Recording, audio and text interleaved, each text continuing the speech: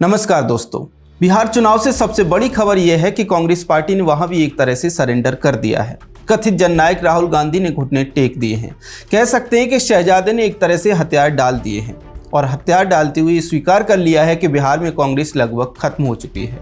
हुआ यह है कि कांग्रेस पार्टी अब तक 70 सीट लेने पर अड़ी थी, लेकिन आरजेडी 70 सीट देने के लिए तैयार नहीं थी। लंबे समय से इसी को लेकर महागठबंधन में सिर फुटब्बल मची थी। अब सीटों के बंटवारे पर सिर फुटब्बल शायद शांत हो जाए, क्योंकि कांग्रेस पार्टी ने सरेंडर कर दिया है। इंडियन एक्सप्रेस की रिपोर्ट के मुताबिक कांग्रेस पार्टी 58 सीटों पर तैयार हो गई है। हालांकि आधिकारिक ऐलान होना अभी बाकी है, लेकिन अगर ऐसा होता है तो इसका अर्थ यह है कि पार्टी 2020 के विधानसभा चुनाव से 12 कम सीटों पर लड़ेगी।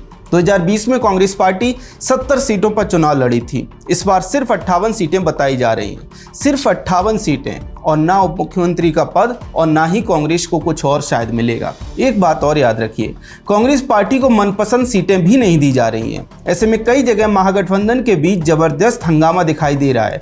भागलपुर की कहलगांव सीट पर 2 दिन पहले तेजस्वी यादव ने रजनीश यादव नाम का ऐलान कर दिया। बाद में कांग्रेस ने अपने नेता प्रवीण सिंह कुशवाहा को भी टिकट देने का ऐलान कर दिया। मतलब ये कि एक ही सीट पर कांग्रेस और आरजेडी दोनों ने अपने अपने प्रत्याशी उतार दिए। मजे की बात यह है कि रजनीश यादव झारखंड सरकार में मंत्री संजय यादव के पुत्र हैं और प्रवीण सिंह जमींदार हैं। ऐसे में दोनों ही नेताओं को बाहुबली के तौर पे देखा जाता है। खैर, ऐसा टकराव कई सीटों पर है। इससे साफ पता चलता है कि तेजस्वी यादव कांग्रेस को उनकी पसंद की सीटें भी देने को तैयार नहीं है। दोस्तों, एक बात और याद रखिए कि ऐसा नहीं है कि राहुल गांधी ने तरीके नहीं अपनाए, बिल्कुल अपनाए। उन्होंने अपने सभी दांव फेंके, लेकिन वे बुरी तरह से फेल हो गए।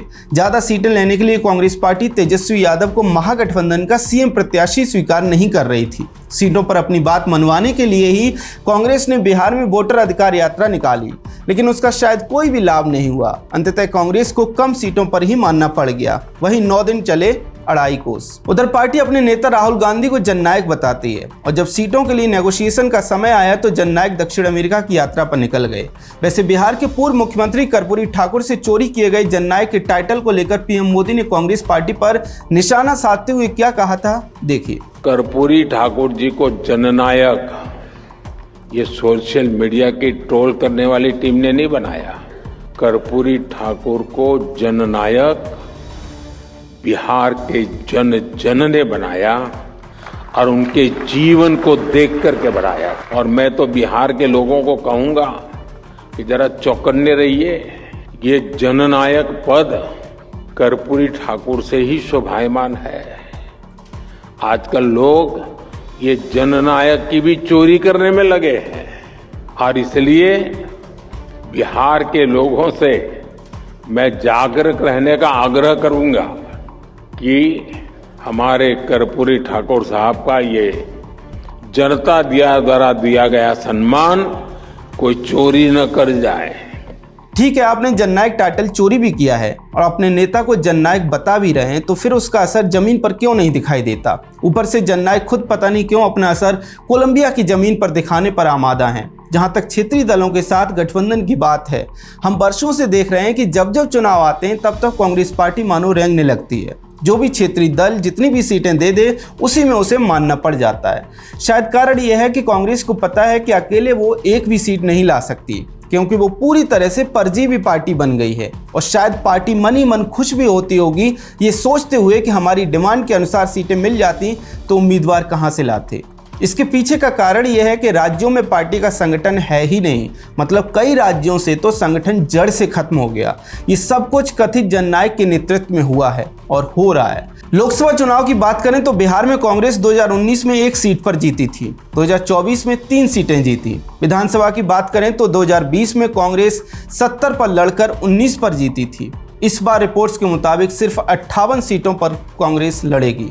ऐसे में पिछली बार से भी कम सीटों पर जीतना लगभग तय है। बिहार से इतर उत्तर प्रदेश की बात करें तो यहाँ तो लंबे समय से कांग्रेस पार्टी का कोई संगठन नहीं है। याद रखिए, यूपी में लंबे समय तक कांग्रेस सत्ता में रही है। इनफैक्ट स्वतंत्रता के बाद कई साल तक यूपी को कांग्रेस अपनी जागीर समझती रही। जब चाहे तब सीएम बदल दिया, जिसे चाहे उसे सीएम बना दिया।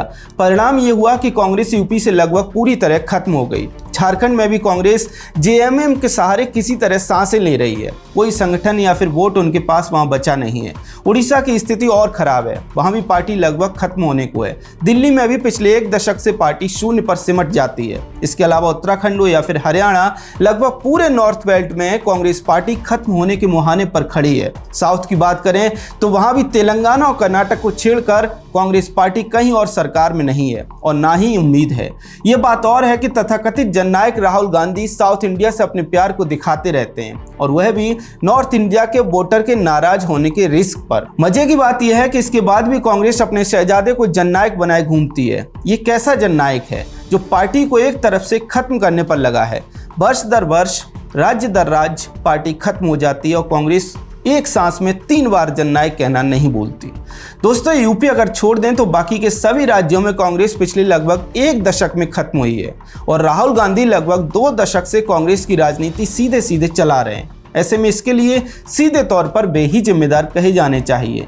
लेकिन नेहरू गांधी परिवार पर कोई कांग्रेसी बोले तो बोले कैसे, और खुद से वो कुछ समझ पाएंगे, इसकी उम्मीद कम ही है। तो चूंकि सीनियर कांग्रेसी नेताओं ने अब रास्ता दिखाना बंद कर दिया है, तो ये जिम्मेदारी अब रवीश कुमार और ध्रुव राठी ने अपने कंधों पर उठा रखी है, इस डाउट के साथ कि वे कंधे पर कांग्रेस ढो रहे हैं या फिर उसकी। खैर, बिहार में कांग्रेस को इस बार कम सीटें मिल सकती हैं। इसको लेकर आपका क्या कहना है, कमेंट सेक्शन में हमें जरूर बताएं। अगर आपको हमारा कंटेंट पसंद आता है तो हमारे चैनल को सब्सक्राइब भी कर लें। जय हिंद।